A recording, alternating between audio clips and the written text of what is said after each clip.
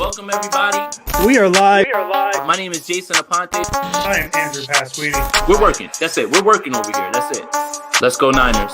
Let's go Niners. Sprint Ride Option Podcast. Spider-Man does whatever a spider can. I think that's how the song goes. I'm not very well versed. I know somebody who is very well versed. He is one of the hosts of the Sprint Ride Option Podcast, the podcast you are listening to right now. I am Andrew Pasquini, and as always, joined by super Spider-Man fan Jason Aponte. Per sources, greatest day of your life. Is that what I heard, or did I misheard that quote? It's up there. Avery's birth is number one, and this one will slot like right underneath that, and it's very close. So, I mean, I'm not going to give anything away. No spoilers. But enjoy the movie, guys. Enjoy. If you're a Spider-Man fan, this movie is for you. And I'm in a great mood. What a movie, and I can't wait to go see it again in the theater, man. It was so good. Also, real quick before we get to it, let's get to it real quick. If you're watching right now on YouTube, please like this video, subscribe to the channel, hit that notification bell so you know when we go live. Thank you for all your help. And yes, Spider-Man No Way Home. What a movie. I am so happy. I laughed, I cried, I applauded, and I had an amazing day based off it. And then I get to top it off and talk with my best friend about a playoff team. A playoff team. The Atlanta Falcons, right? Oh. Yeah. Oh yeah. No, man. Yeah, man. I'm happy you enjoyed it. So, like, I guess just to put it in context, so which one's more exciting to you? The movie that came out today or the prospect of the Niners winning the Super Bowl? Whatever. I don't know. That's a long pause for a really big reason. I think that the reason that you have a long pause from me on that is because I remember the last 49ers Super Bowl. I was old enough to remember it, right? That old. So I know what it feels like. I do want my adult championship, but you can't ask me right now after I walked out of a theater seeing what I just saw from Spider-Man. And this is just a beautiful time to be a Spider-Man fan. On top of that, you have Into the Spider-Verse 2 coming out, which was the best Spider-Man movie. And I think we need to have a talk about that. Like, I should just create a podcast so I can talk about nerd stuff, outside of this. I thought that was this podcast. Nobody's here to listen to Spider-Man stuff. They're here to talk about their 7-6 playoff seeded San Francisco 49ers who control their destiny in their hands. And it's very exciting. So as exciting as Spider-Man is, man, let's talk about the 49ers. Let's talk about the 49ers. My segue was going to be, you know who my favorite Spider-Man was? Kyle Shanahan. That would have been my segue. I don't know why. Apparently it's a big deal of who all the Spider-Mans are, and it's an argument. But we are here to talk about the San Francisco 49ers. A very important game that also doesn't feel like, because, like, here's my thing about the Atlanta Falcons, and this isn't slander on the Falcons. They're not a team who feels like they are one game out of a playoff spot. They're sitting at 6-7 right now. They are literally, the NFC playoffs right now, man. If you look at it, it's literally the only teams that are out right now are probably the Lions and the Bears and the Giants. Everybody else in the NFC can make the playoffs at this point. Obviously, I know that, like, there's other teams like the Seahawks, the Panthers. It's not looking good, but they're still technically in it. But the Falcons are one of those teams in the cluster. I mean, if you look at all the 6 and 7 teams in the NFL right now, the Washington football team, who's the 7th seed, they're currently holding the playoff spot. The Falcons are tied with the Eagles, the Vikings, and the Saints. So this is a pretty important game for the 49ers. No matter what my opinion is on the Falcons, no matter what Jason's opinion is on the Falcons, no matter what anybody's opinion on the Falcons is, because the Falcons aren't a team that you think and look at and say that is a team that's on a cusp of a playoff spot.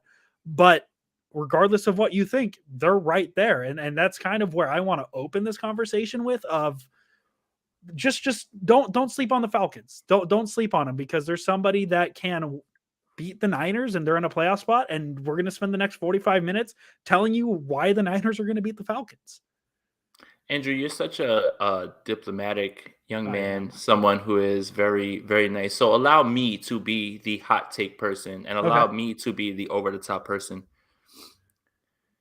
I have no idea how the Atlanta Falcons have 6 wins. No. None. None. Defense is bad. Offense has little rhythm. Playmakers not there. Offensive line bad. Yeah. Rookie head coach. I don't know. They're not good. This is the most fraudulent 6-win team I've ever seen in my entire life. If I sound overly confident, it's because I can be. Guess what? I'm not playing this week. No. And I understand the whole, we did this with the Jaguars, right? Yeah. Don't sleep on the Jaguars. They can give you problems. I don't see the matchups for the Falcons here against the 40. I don't see it. I don't see it. Dead last in pass rush. Dead Good for last. Jim. Dead. I was just looking at the numbers. Dead last. Dead last. Jimmy Garoppolo should have a fine game. Yes. AJ Terrell is a very good cornerback in his second year. Can't cover everybody. No. Dan Quinn's not here. They don't know what the 49ers are running over there. Julio Jones plays for the Tennessee Titans. Yeah. I don't know, man. I don't know. Maybe I'm underestimating. I don't foresee where this can go. Like, I really don't. Like, I have the 49ers winning this game pretty comfortably, even with the injuries. We understand Elijah Mitchell's not going to play. Our Prince, Azeez Al-Shaair, is doubtful in this game. I don't care. I don't care. I don't care. No. And the 49ers are going to beat the Falcons. So it's weird, right? I want to be objective. Yeah. I always want to point out the matchups. And the same things that scared me in the Cincinnati game, I still had the 49ers winning. Whatever, the result didn't. I mean, the result was what I wanted and what I predicted, but it didn't get there with the process. But I don't get it with this whole, like, we're worried about the Falcons. 2019, Dan Quinn was there. Julio Jones was there. That's a different team. Yeah. And that was a trap game. That was a trap game. That was very much a trap game because I was sandwiched between the Rams and the Seahawks. Yeah, so after the Saints game, right after the Saints game, you go into the Falcons game. That's a trap game. Mm-hmm. This isn't a trap game. No. This is a 7-6 team facing a 6-7 team. That is literally not the definition of a trap game at all. It's handle your business. And I want to understand the whole, hey, any given Sunday, teams are who they are. This is the NFL. It's hard to win games. I don't see the matchups, and I don't see the problems. I don't see the problems. And the 49ers don't even have to necessarily run the ball 40 times in this game. Jimmy Garoppolo can throw 30, 35 times and be fine in this game, I feel. Let's get to this donation real quick. Luke, thank you for the donation. We always appreciate it. You're always in here in the comments. Jimmy throwing for 300, 2 players over 100, and JP, all love. JAAP, all love. Appreciate That's our initials. Yes, I know. Can I Brett, tell you? I love this one. It is a thirst trap game. It's a thirst trap game. Yeah, I love Brett's the most versatile man you'll find on Twitter. He listens to Viking metal and then drops thirst trap. It's amazing. He'll also throw some Tupac on you. He definitely knows. Like, and then he'll throw some amazing football terminology and just make me sound follow Brett Rumbeck. Follow Brett Rumbeck. That's the new thing we're doing this year. This is our hill we're gonna die on. Give that man his flowers. Can I tell you why the Falcons have 6 wins and maybe a little insight into why they have 6 wins? Maybe try and answer your question a little bit, Jason Aponte. Is this going to be advanced stats? It's not going to. It's literally wins and losses. I don't think that's an advanced stat. Their 6 wins are against the New York Jets, the New York Giants, the Miami Dolphins, the Saints, the Jaguars, and the Panthers. 6 teams that are a combined 26-52. They have double the amount of losses as they have wins. There's 7 losses. The Eagles, the Buccaneers twice, the Washington football team, the Panthers, the Cowboys, the Patriots. That is a combined 55-36 group of teams right there. The Falcons beat bad teams.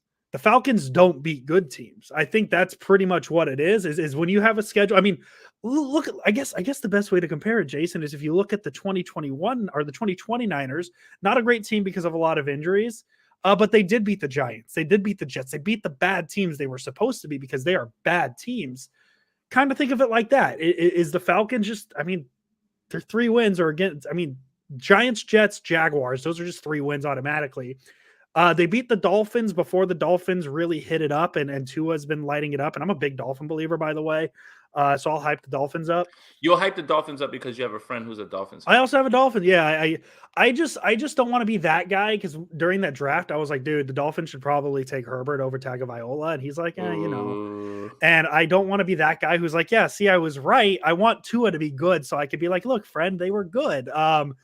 You're a nice guy. You're the nicest guy on Twitter, man. You really are. Because me, I would have one great tweet a week. Thank you, Jesse, for that. I mean, one tweet a week. That's all I'm good for. I love it. You're nicer because so I don't know if this is a coastal thing, and maybe this is just how friends interact in California, and where you're nice. Because if I had a Dolphins fan and I was telling him you need to take Herbert over Tua, I would be like, ha ha ha ha ha, in your face, you moron. Yeah. Why didn't you listen to me? Even though I have no bearing on it. I think it depends on my mood that day. Like I definitely the Brian Allen game. I definitely was like, you guys should have taken her. Like a little spiteful. Oh, because you're right.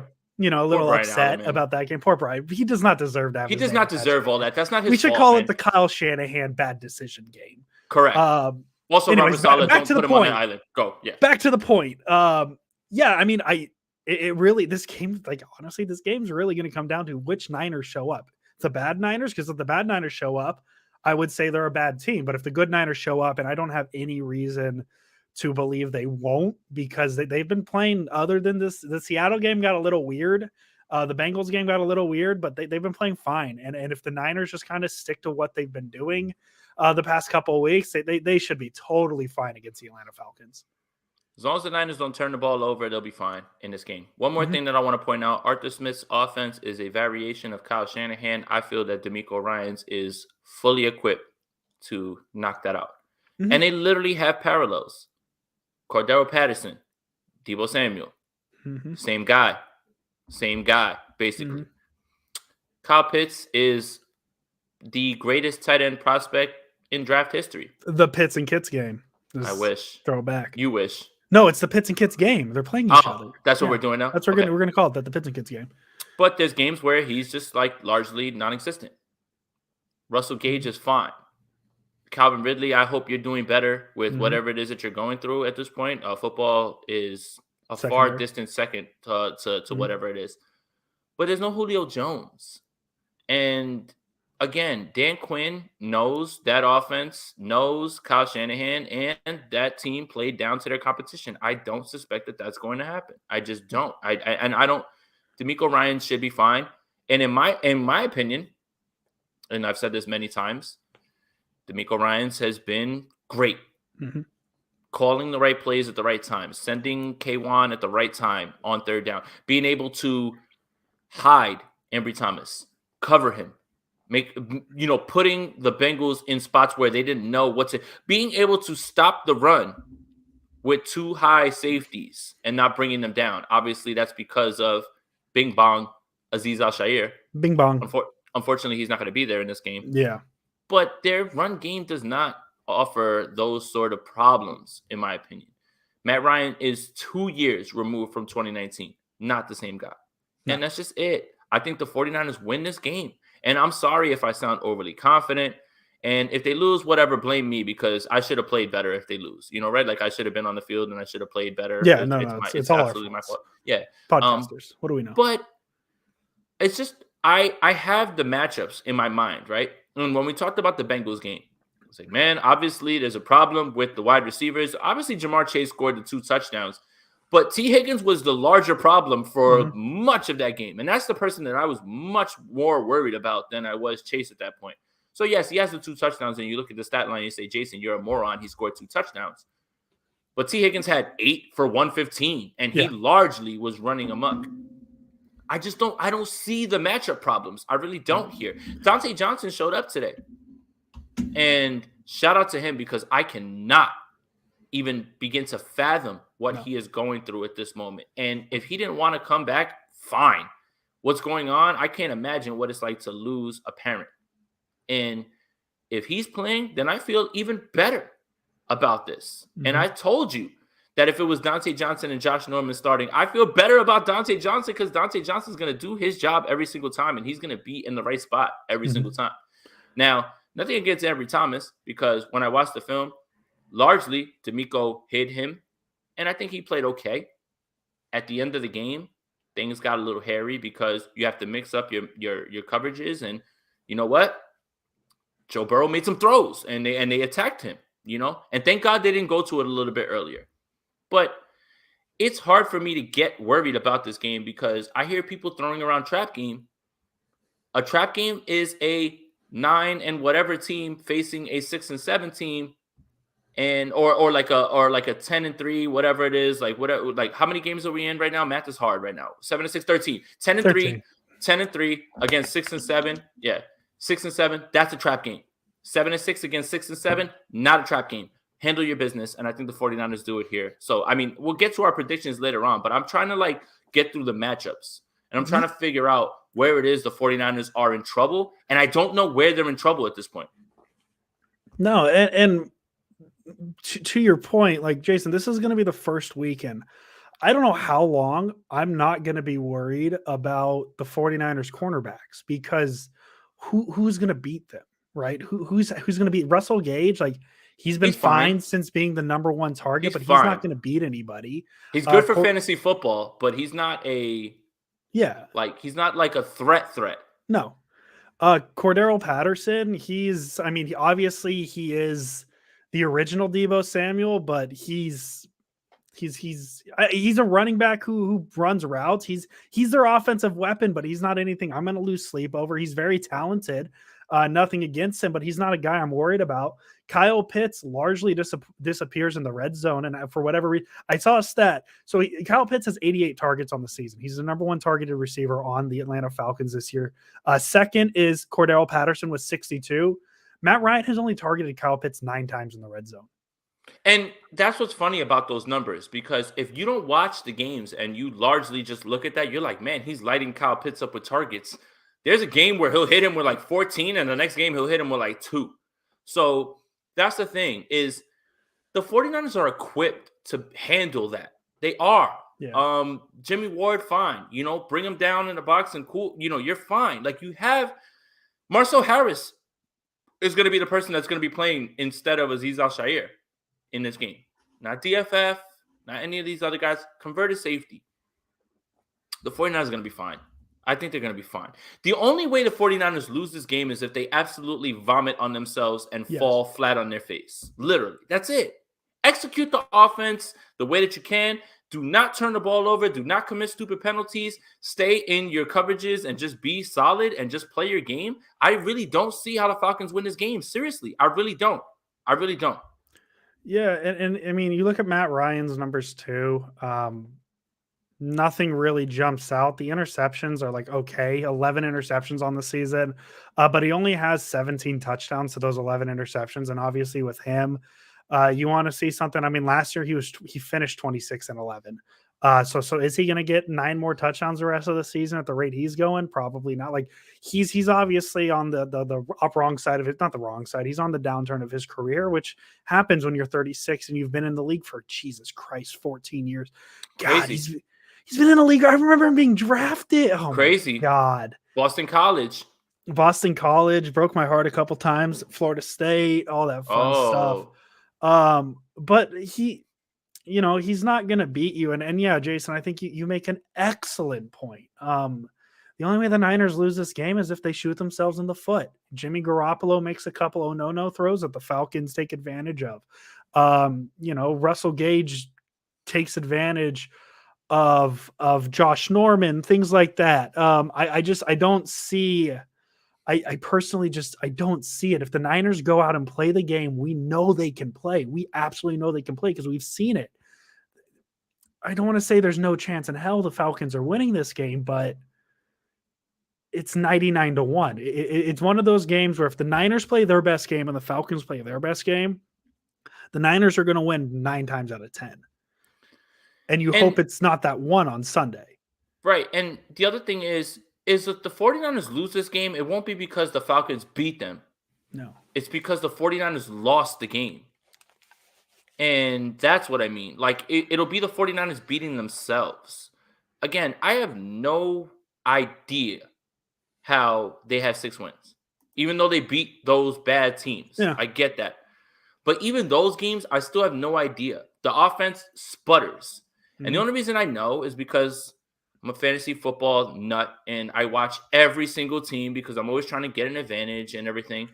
I watch them. Yep. And I have Matt Ryan in a bunch of leagues and I want to figure out what's going on with him. Because against Tampa Bay, which is a team that you would say, or never mind, right? Here's your perfect example. Matt Ryan played Dallas, right? Dallas's defense is kind of like, Give or you take. know, eh, Diggs is having a good year interception wise, not coverage right. wise though. But who's their defensive coordinator? Is this still Dan Mike Nolan? Dan Dan Quinn. Quinn. I don't know why. Dan Quinn wiped that whole game out. Mhm.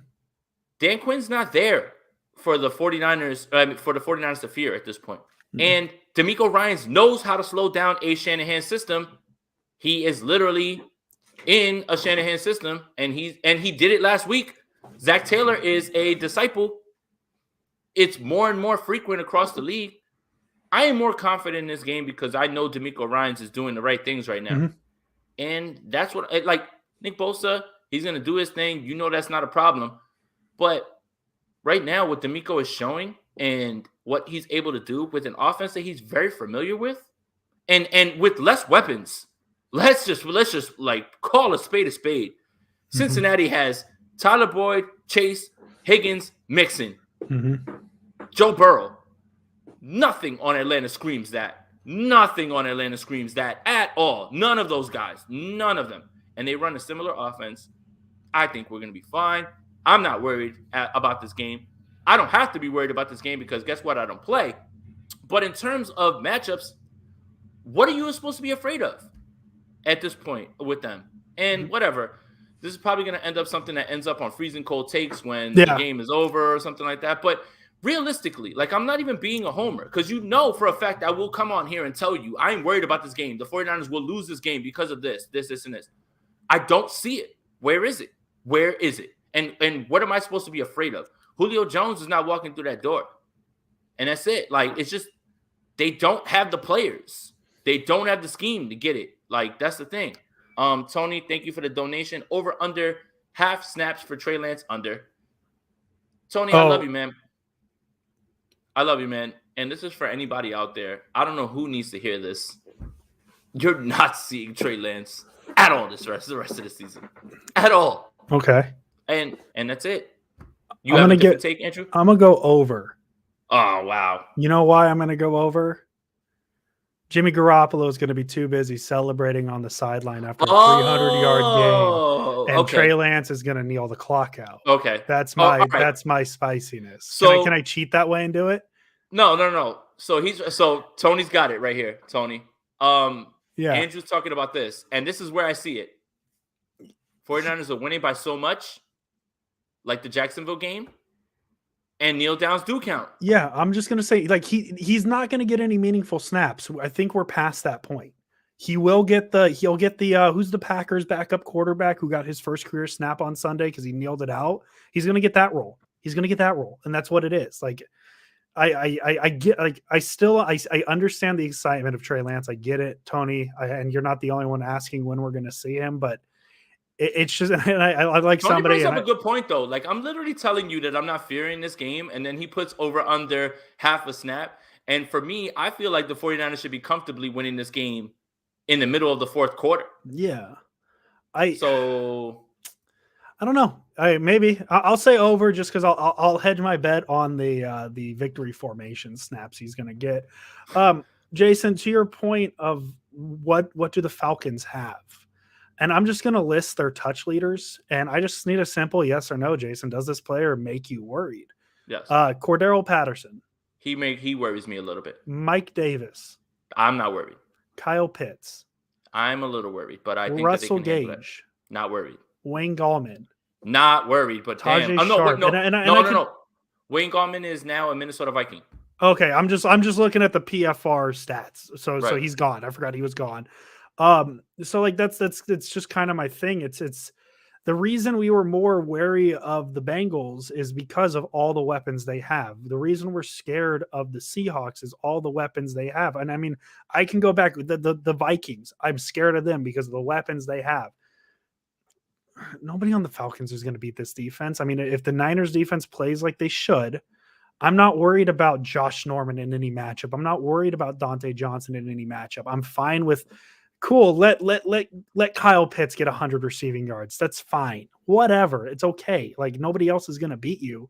It's just one of those things where the matchups feel good. And this is, I mean, Jason, when's the last time we had a podcast like this where we're talking about like definitively these matchups? I mean, it might be since week 1 against the Lions that we've been this confident in a game.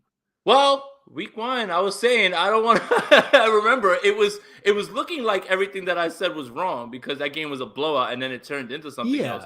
And that's the thing is like people are in here. I mean, I'm not trying to call anybody out, anything like that, but I'm always objective and I always try to look at everything, right? And I know the matchups. I know who's who. I know who's playing what. So I always try to be objective. This game literally does not scare me at all. Like it really doesn't. Again, the 49ers lose this game by vomiting on themselves. I just want to get to this real quick, Juan.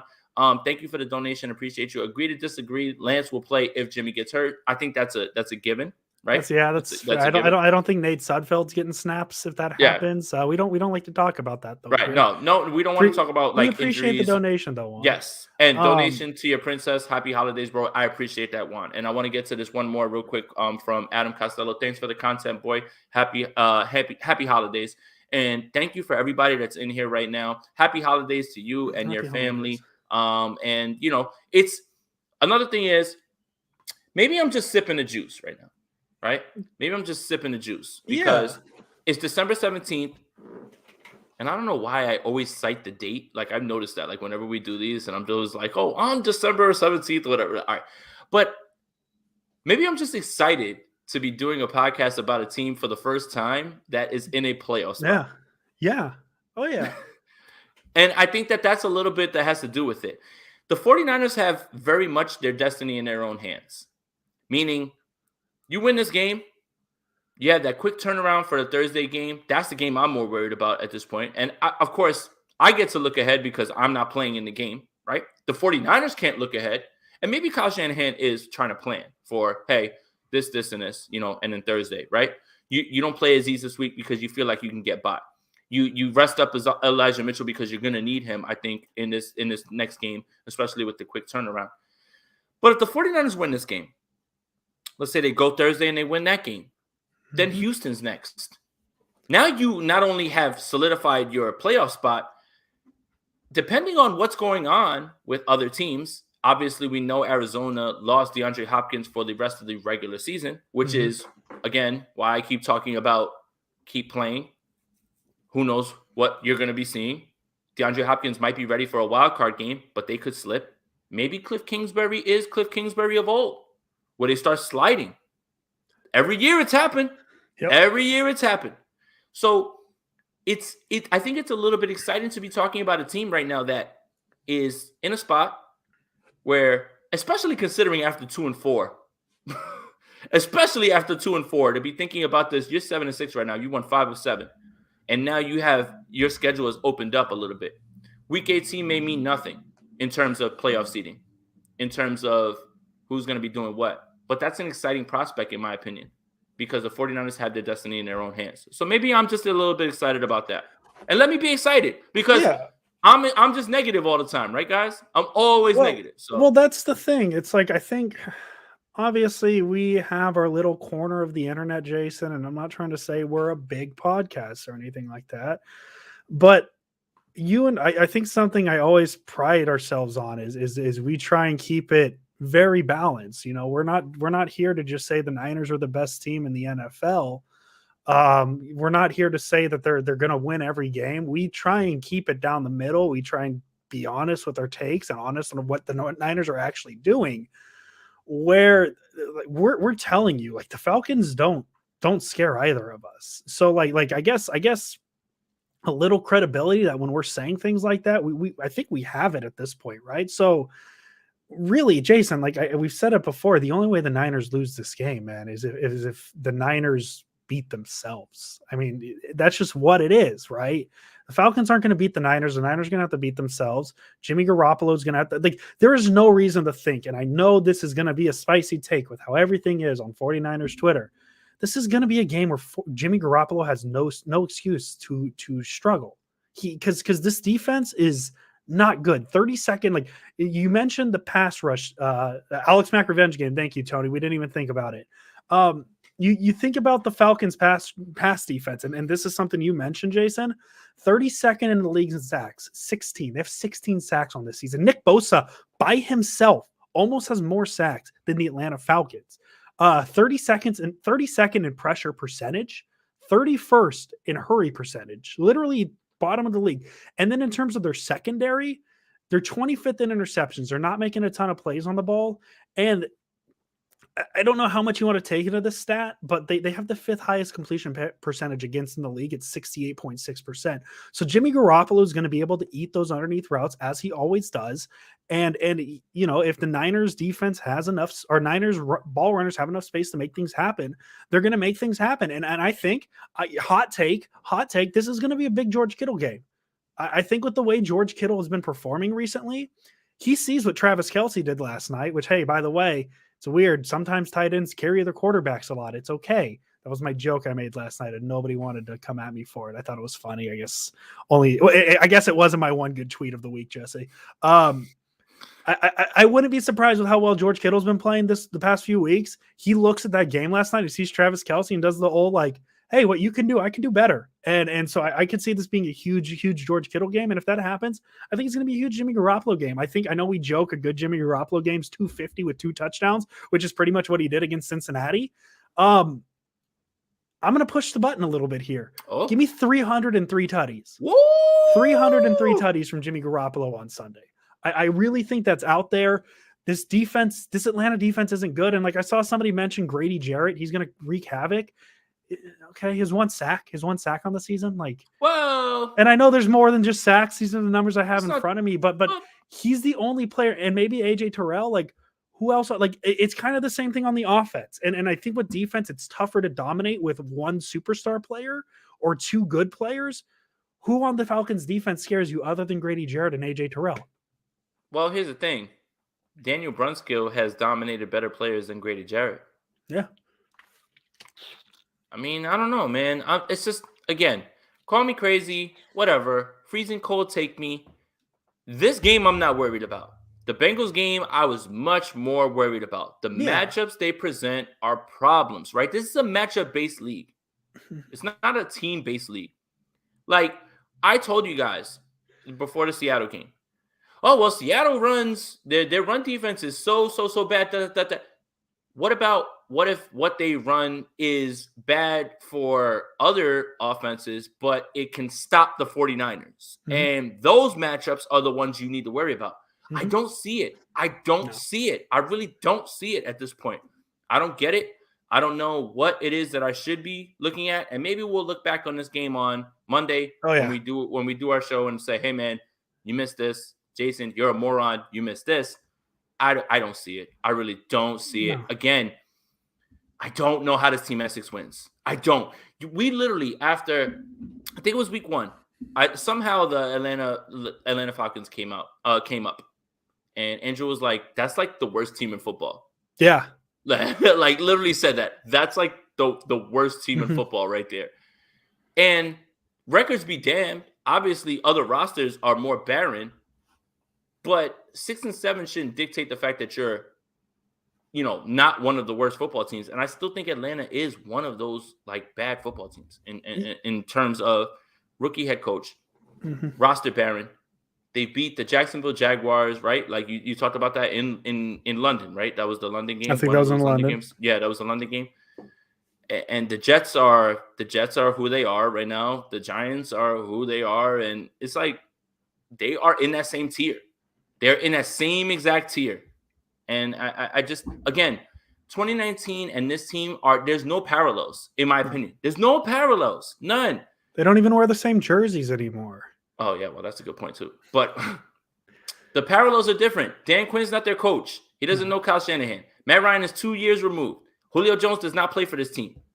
And the 49ers were coming off of a game in New Orleans that was the highest of highs. And you could argue that Bengals win was the highest of highs this season for the 49ers, right? Overtime win, go down 2 times. It's not the same thing. I have a tough time correlating what happened in 2019 and saying, well, they always play us well. It's not the same teams. No. It's the same argument that I had with people, even when I predicted the 49ers to beat the Packers about, well, we own the Packers. Oh, well, remember what we did in 2019? Not the same teams. Not the same teams. And that's where I'm at with it. I'm really not that worried. So whatever, feel free to roast me if this doesn't come to fruition. But I'm not that worried. I'm really not that worried. No, I mean that the best way you could say it is that very much. It's not a concerning game. The Falcons don't scare me. I don't think the Falcons really scare anybody. Like I bet you there was a Jaguar podcast that week saying, "Look at this team. This could be a win for the Jaguars." You know, like things like that. And yeah, I think the reason we brought it up is we were talking about the Lions being the worst team in the NFL, and I said, well, I think the Falcons are probably worse. Obviously, things have changed a little bit in that because obviously the Lions are a lot worse than I thought they'd be. Then again, I probably had them at like 4 wins entering the season, so it's not like I had them ever being great. So, I mean, Jason, I think we really said everything we need to say on this. I think we talked about the matchups that worry us, which wasn't a segment because none of them worry us. And, you know, we tell the people why we think the Niners are going to win this game. And I think this is one of the very few games that you can just sit there and say, because the 49ers are the better team. And that's just what it is. I think every position you look at, the Niners are better than the Falcons in. And I think that definitely includes the quarterback position, quarterback, running back, offensive line, receiver, tight end. I mean, I'm just listing positions at this point, but the Niners are just better. And if this is a loss, I think this would be probably the most devastating loss of the season for the Niners, just considering the quality of the team they're playing and the timing of it, because this is a point where the Niners need to win games they need to win. I mean, realistically, if you look at the rest of the Niners schedule, it's Atlanta, it's Tennessee, it's Houston, it's it's second day in a row I've said St. Louis, Los Angeles. The Niners 3 studies. He wants that prop bet. G. Hey, he could take it. Three. I think he's betting against it. I think he would be. Oh, he's betting against it. Just Venmo me the money. You'll never see it back. I'm the house on that one. The Niners need to finish 3-1, and I have that one loss written in as the Titans right now. The Tennessee game. Yeah, that's the one loss I think the Niners can afford to have because it's a non-conference game. So that already takes some importance off of it. So if the Niners go 3-1 and that one loss is to Tennessee, they're going to have to take care of business against teams they're better than, which is Atlanta, which is the Texans. And I don't care what the records is. I don't care what I'm all in on the Kyle Shanahan owns Sean McVay thing. I mean, I wasn't all in until this season. So look, Andrew, they could be 2-2, and that second loss to the Rams might not mean anything because there's no way to move. Yeah. I mean, sorry. Let me 3-1, and I'm feeling comfortable, very comfortable. 2-2, I think they can still make the playoffs. It's going to be a little more stressful. 2 wins, especially back to back. That seals it. And there is a world where Week 18 doesn't matter for the Rams or the 49ers. That'll just be a game that you're at in Los Angeles because they added it, and that's it. Like there is a world where that happens, where the 49ers have no chance to move up. The Rams have done what the Rams usually do. And this has nothing to do with the quarterback. When things seem to get figured out, they move to they completely shift their personnel. And what they've shifted to is the heavy personnel now, where they can run the ball. Stafford was amazing on Monday Night Football. Those darts that he was throwing down the field. It's usually what McVay does. Maybe he's not the best in-game adjuster, but they've kind of found – I don't see them sliding in any way, right? The Rams are not going to slide, I don't think. The team that's going to slide is Arizona. Arizona's going to slide. And the Rams are going to have a chance to take that lead, in my opinion. Like, I think that what you're seeing, what you saw was a divisional game, obviously, and you could throw that out. But Cliff Kingsbury is known for this. Now you take away Hopkins. Now you're betting on A.J. Green staying healthy. James Conner's banged up. You're betting on Christian Kirk beating people. you're betting on Chase Edmonds coming back and being effective. No JJ Watt. So I think that in terms of that, week 18 could be a loss, but it would be a loss just based on the fact that the 49ers are playing nobodies and so are the Rams. I think that's absolutely fair. And yeah, this is, I guess the long way to say it, Jason, is to make life as easy as the Niners can. They need to win this game. Yeah. And it's a game they should win. So, Jason, we're about 40 minutes. Are you ready for some predictions? Yeah, go for it. And if anybody else, is in here that is brand new, might as well just do it again. You're brand new, and everybody in the comments is going to like this up. Anybody who is here that's new, you're enjoying the content, make sure you hit that like button, hit that subscribe button, hit that notification bell when we go live. 2 Sprint Right Option podcasts per week in terms of, in accordance with post-game, State of the Franchise with Brad Graham, Leo Luna show, just a bunch of things on this channel. So if you're enjoying the content, make sure that you join. There's a lot of people in here that, you're in here. That like helps so much, even though you're in here week after week. We see the usual suspects. We appreciate you guys. And Masters of Afar, hey, this is real quick before we get to the predictions. Was No Way Home any good? Is the sky blue? Is the sky blue? Is the sky blue? Oh my goodness, man! I can't, man. I can't even begin to describe this movie. I hope everybody gets a chance to go to the theaters and enjoy it. If you are a Spider-Man fan, this movie is for you. It's a love letter to Spider-Man fans. It's been an amazing day, man. I've been thinking about this movie since I left the theater, and I will be going to see it again. And I know that's not why you guys are here, but if you're asking the question, yeah, man. And Gustavo nailed it. I laughed. I cried. I applauded. What a movie. What a movie, man. What a movie. I haven't seen it yet. I still need to watch about 13 other Marvel movies. Tony, no. It's up there. It's up there. It's up there. Infinity War, Endgame, and now No Way Home. We have to have a discussion until 1, 2, 3, but No Way Home is not one. I'm not a prisoner of the moment like that. No spoilers. Relax, Trace. I got you, bro. I'm not no spoilers. I just said it. Yeah, we're not saying. Jason says he likes it. That's all. I said it was great. If anything, I'm giving you confidence. That's it, bro. I'm not no spoilers. I never do spoilers. People who do spoilers need to be publicly dragged into court and then thrown into prison. I would never do that. Ever do that. The only thing that I will say is that the ending was Spider-Man gets thrown on the COVID reserve list. Wild. I couldn't believe it. I really could not believe it, man. I could not believe it, man. I could not believe it. Doc Ock didn't make him forfeit. They just rescheduled the game. Paul, I hope you're listening. Paul Madison, I saw you there. I'm gonna throw in a little prediction for you too, just because I'm feeling good. I think the Niners win this game 33-9. Wow. You give me to that 9 points, whether the Falcons get a touchdown, miss a 2-point conversion, 3 field goals, whatever it is. D'Amico Ryan's defense, they're gonna cook this game. Jimmy Garoppolo gets me my 3 touchdowns, my 300 yards. I love it. Maybe even no interceptions, no turnovers. And I'm going to parlay that, Jason Aponte. I think the Wolverhampton Wanderers, they're going to shut down. They're going to stymie Chelsea tomorrow morning, 6 a.m. West Coast time. And they're going to hold Chelsea to a 0-0 draw because Wolves can't score either, but they're really good at holding their opponents to 0 scores. So I just isolated literally everybody in the chat except for Paul. Wolves drawing Chelsea tomorrow 0-0. Book it. What on earth are you talking about? The friend? Wolverhampton Premier League, baby. I'm all in on Premier League. 6 a.m. on your on your 6 side. 6 a.m. Dude, I've been waking up at 7 in the morning to watch the Wolverhampton Wanderers. Dude, look up Adama Traore. He would be the Niners' best running back right now. He's got the size. He's got the speed. He's a winger with no soccer capabilities, but he's got speed and he gets the ball down the field. Can we talk Premier League? I'm all about it. No, man. I don't want to do that, man. No. 0-0 draw out for the Wolverhampton Wanderers against Chelsea. Lukaku's not even scoring. He can't hurt me anymore. Okay.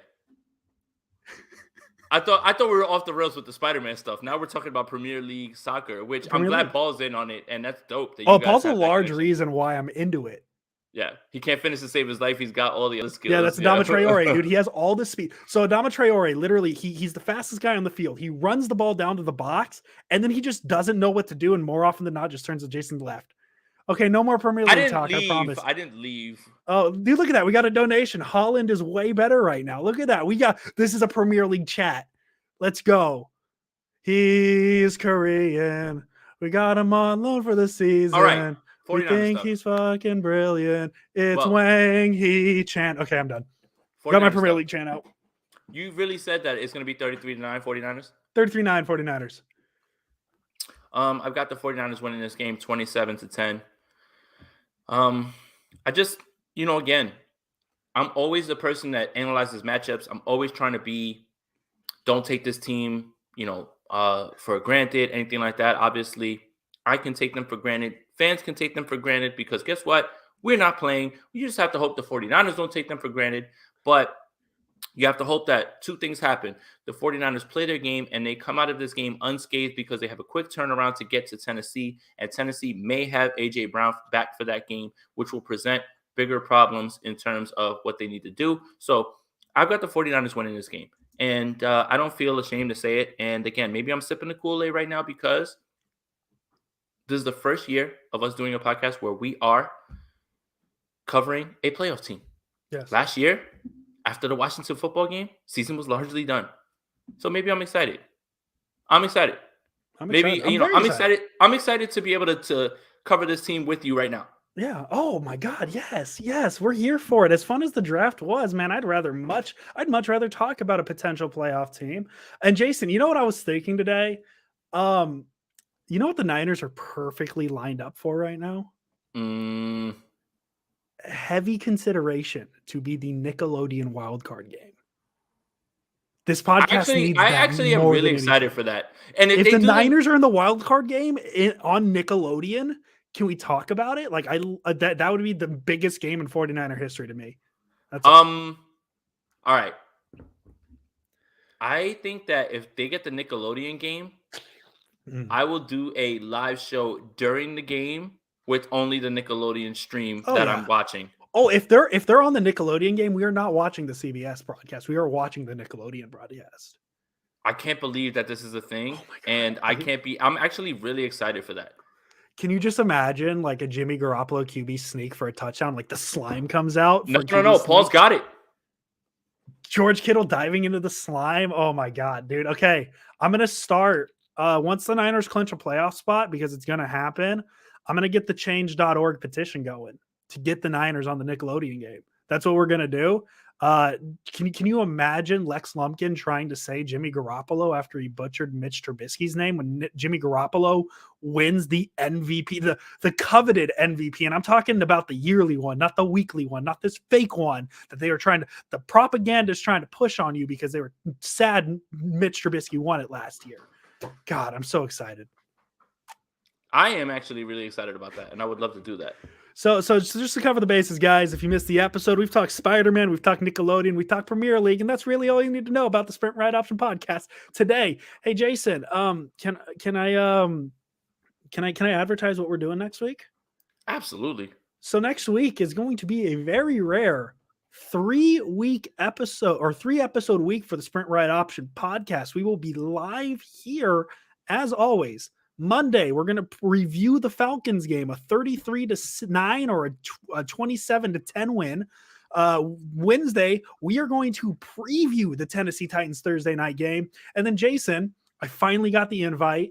We will be here Thursday post game for a special. I guess we're going to join the two shows together, the Sprint Ride Option podcast and instant reaction, as Jason Aponte usually does. So we will be here Monday, 5:30.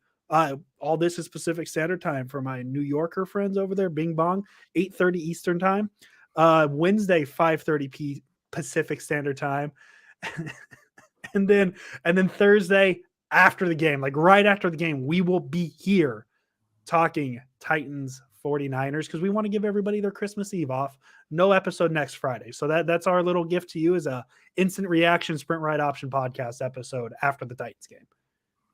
I'm excited. There's a lot of content that'll be out there for us. And also it's more about, being able to hang out with your family. Again, I get sentimental when it comes to Thanksgiving, Christmas. Guys, a lot of things are happening in the world. A lot of things have happened. Enjoy your time with your family. Enjoy your football.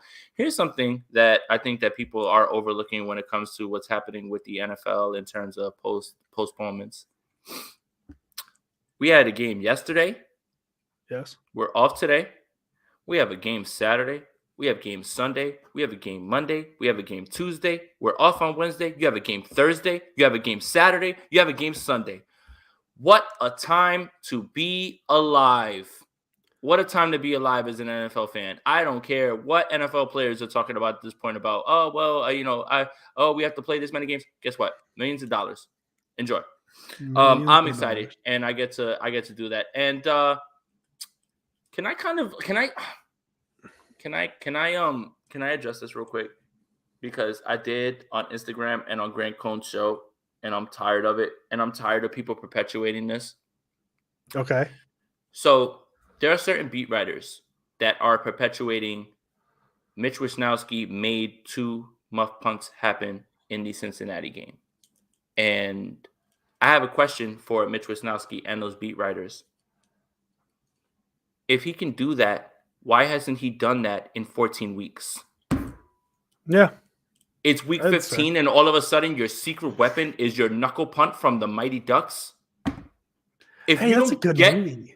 If you don't get that nonsense out of my face at this point, seriously, like at this point, why can't you just say that the Bengals punt returner is garbage? Yeah. Why does it have to be Mitch Wisnowski? His banana punt. He had 7 punts on Sunday, and one of them went into the 20-yard line. I know 2 of them were muffed. 29-yard punt. 20. And it happens more often than not. I didn't expect to end this episode on punters. I didn't bring my notes, Jason. So yeah. I'm flabbergasted. I'm flabbergasted at how this coaching staff can literally say that it with a straight face to us.